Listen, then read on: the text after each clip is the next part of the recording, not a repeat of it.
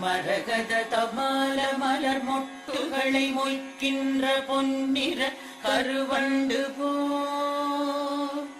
மாதவன் மார்பினில் வாசம் புரிந்தங்கு மெய்சிலிற் பேற்றும் விழிகள்